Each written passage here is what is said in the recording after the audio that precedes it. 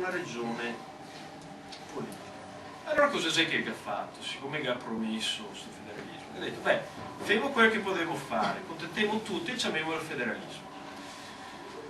E in sostanza, strucca quello che ha detto, è ogni regione è libero di decidere la spesa, però le tasse le decidemo a livello centrale, le decidemo a Roma. Sto sistema qua in economia si chiama ha un nome, perché è una roba straconosciuta, si chiama common pool problem, cioè il problema di avere un pozzo comune. Quindi ognuno decide, e funziona molto semplice, ognuno decide quando spendere e dopo tanto il costo viene spalmato su tutti quanti. Quindi se ti sì la regione Campania, ti cerchi di spendere il più possibile, perché tanto dopo ti presenti il conto a Roma, arriva il conto da ogni regione e quindi dopo adesso dividiamo la spesa. Se ti sì la regione Veneto o la provincia di Verona, che ti sia un sistema così, ti dici, boh, ti si libero, non ti diciamo più noi altri quanto che ti da spendere, ti si libero di decidere, federalismo, di decidi te quanto che te vuoi spendere. Se messo fosse un capo di un'istituzione a Verona e so che sono una federazione con la Campania, io cerco di spendere il più possibile prima che la torta si finisse tutto e quell'altro. Quindi questo qua non è un ciclo virtuoso, ma è un ciclo vizioso. Cioè, sentite che è un centralismo fiscale e un decentralismo di spesa, perché è una situazione molto più inefficiente che se te avessi un centralismo completo, se te fossi sotto sistema. Quindi in questa maniera qua non si crea quel ciclo virtuoso che vediamo in Svizzera, in America, ma un ciclo opposto dove se adesso già che avevamo un problema del 110% del debito pubblico, adesso sta spesa accelererà ancora di più, perché si è formato questo problema straconosciuto del common pool. Quindi se lo devo pensare, appunto, guardando questa grande mossa della Lega, beh, a parte dopo che alla fine, perché loro, uno si può dire, ma perché loro non hanno fatto veramente un federalismo fiscale, tutto sommato, cioè quello vero.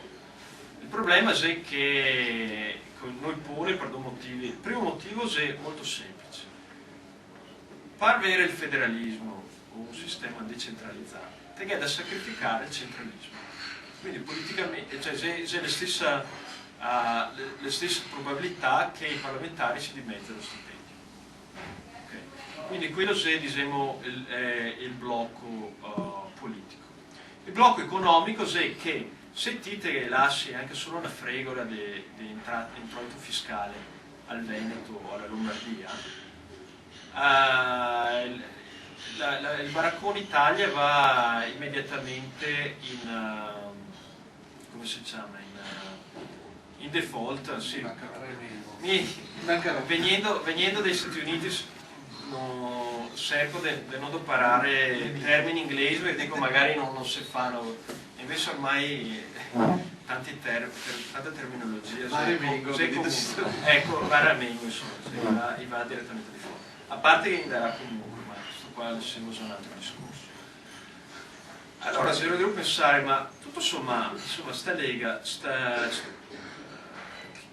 fa una roba che chiama federalismo e che non è il federalismo, però in realtà ti si deve accelerare il processo di sfacimento della baracca Italia.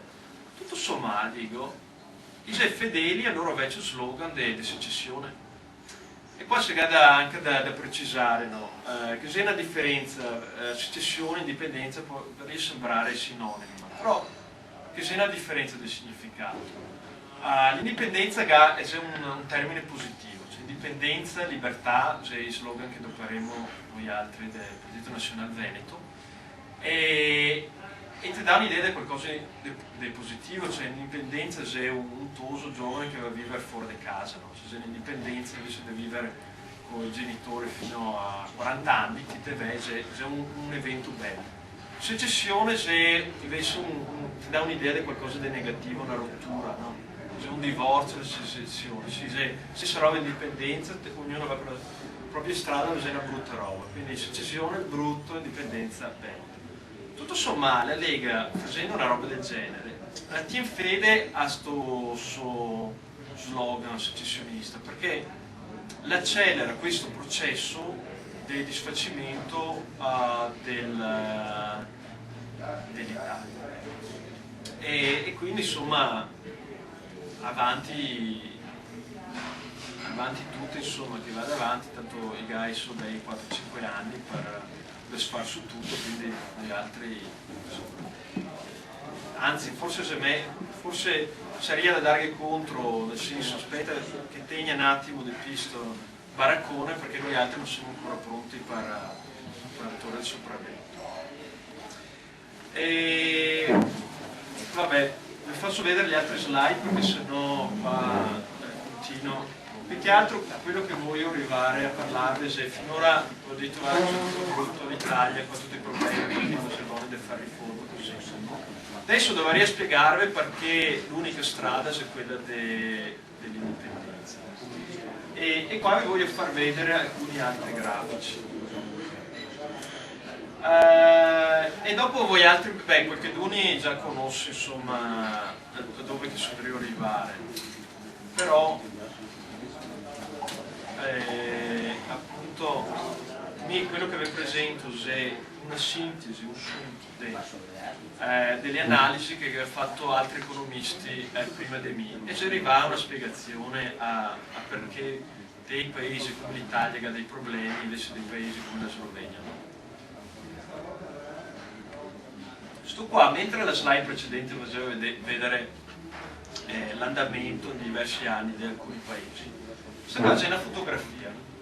C'è una fotografia per l'anno 2007, adesso ho anche i dati del 2008, ma cambia un po'.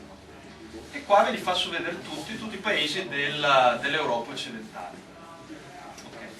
C'è sempre il livello del reddito pro capite, okay. Quindi quanto che fa un cittadino medio dei vari paesi. Quindi vediamo il Lussemburgo che è fuori dal grafico, la Norvegia anche che è molto alta perché ha il petrolio, e dopo tutti gli altri paesetti. Dentro queste barre vengo messo un altro numero che non c'entra niente con l'altezza della barra. La barra significa solo quanto ricchi che sono i cittadini all'interno del paese. Dentro la barra, quel numero lì c'è la popolazione totale all'interno di questi paesi. Okay. E quindi qui c'è un rapporto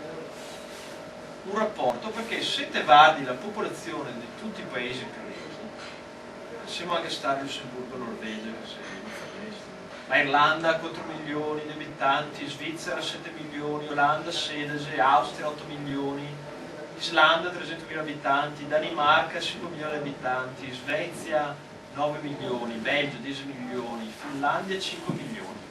Tutti in classifica i cittadini più ricchi d'Europa, paese dopo paese, neanche a farlo apposta, vive tutti in paesi di dimensioni medio-piccole. E non è neanche giusto dire medio-piccole perché dei 190 e passa paesi nel mondo, 90 paesi che hanno una popolazione di 5 milioni o manco, quindi questi qua sono paesi di dimensioni normali. Okay. I cittadini più ricchi d'Europa vivono in paesi che sono fra i 5 e i 10 milioni di abitanti.